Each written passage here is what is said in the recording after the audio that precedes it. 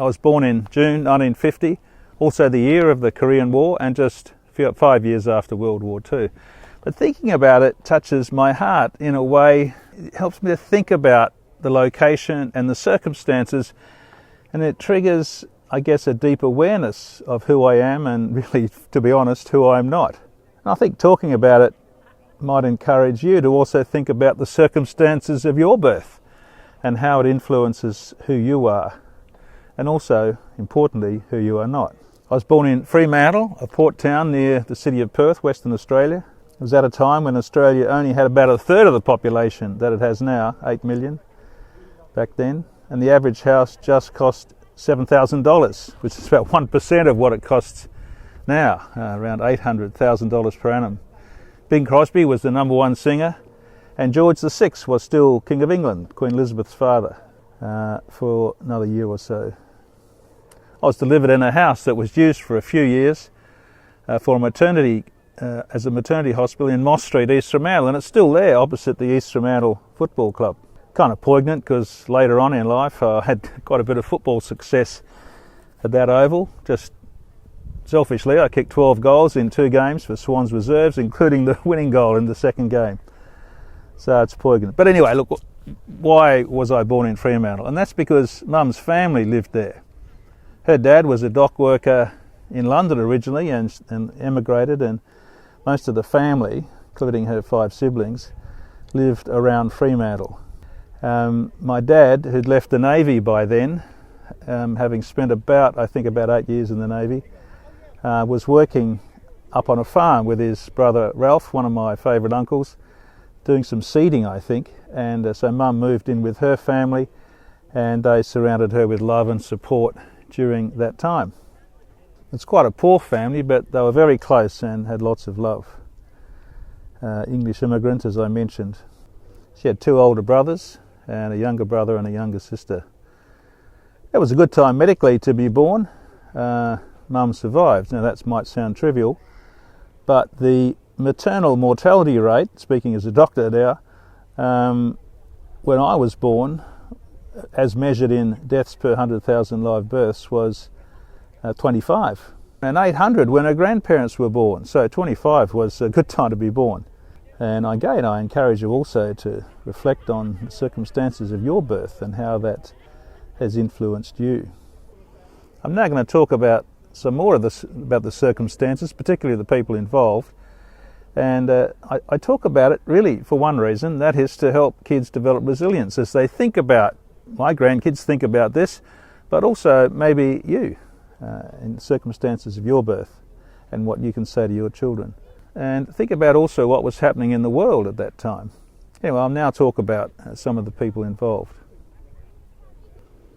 So who was I named after? Well, firstly, Bruce. My full name is Bruce William Stanley. Bruce was Dad's younger brother.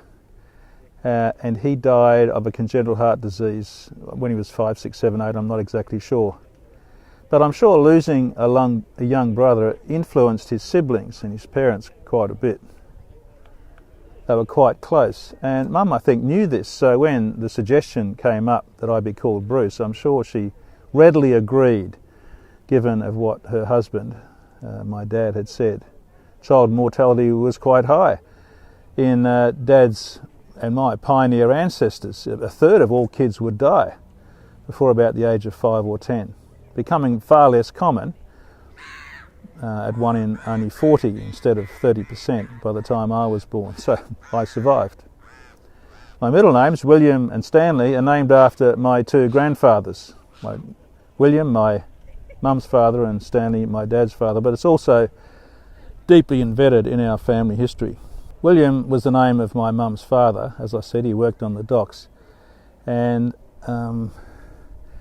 he was my favourite grandfather. Let's admit it. He was my favourite grandfather.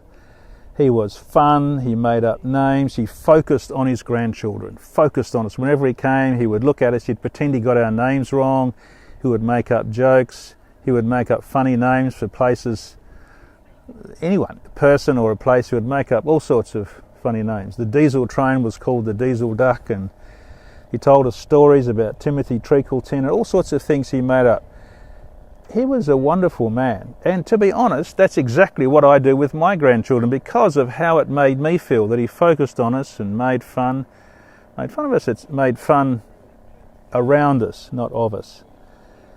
And it was with, to be honest, a lot of surprise when I learnt about his personal story. I knew he'd come from England and he worked on the docks, but I never knew anything about it. And that's partly because he never wanted to talk about it. So let me tell you exactly what happened and why it impresses me even more, and why this man is one of my heroes in life. He was born in the Docklands, and when he was 5 years of age, his father died. His father worked on ships, and the ship was lost. All the crew was lost, they don't know where. Lost at sea at the age of 5. So no dad from the age of 5. Mum never remarried. And then when he was a teenager, his mother died of encephalitis. And then his older brother was killed in the Battle of the Somme in the First World War. Honestly, this is a sequential series of beltings. I don't know, I just feel like Pop would have had so much reason to grow up bitter, moaning and whinging. And then he could excuse himself by saying, well, with a background like mine, what do you expect? Anyway, he married Alice. They all got on a ship, came to Australia. That's where Mum was born, number 3 was born. And he decided to make a new life. And he did. And I've told you what he was like. I know by talking to one of my aunts, I asked her, what did he ever say about England and his time there? She said nothing. He refused to talk about it. He refused to go back. It was a very deep wound in his heart, of course. But he chose to make life different. He chose. Instead of being held captive to his grief and bitterness, which of course leads to that permanent sense of victimhood, he chose to take responsibility for his future. And what a great guy he was. And you know, he really had a profound effect on his family. And I know, just speaking of my mother, because she was the one I saw closest to, she just adored her father and was deeply sad when he got prostate cancer, and he had a terrible death really, because it went to his spine and made him a paraplegic. A man who was very active, built his own boats.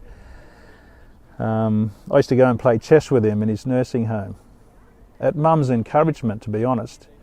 And I'm so grateful that I did. And he was a hero of mine. And I encourage you to think about this, because everyone has suffering in life. And you have a choice. You can either be held captive to that and live a life of bitterness and victimhood, or you can grow from it and choose a different future. And I talk elsewhere about heroes in my life who have done that. And my Pop, was an inspiration like that. And I hope I can pass that on to my children. I took my 2 oldest granddaughters down to the wharf where he worked, and I told them this story. And I'm going to tell them again, because embed these stories of hardship and choice in your kids, and it'll improve their personal resilience and an attitude of gratitude in life rather than victimhood.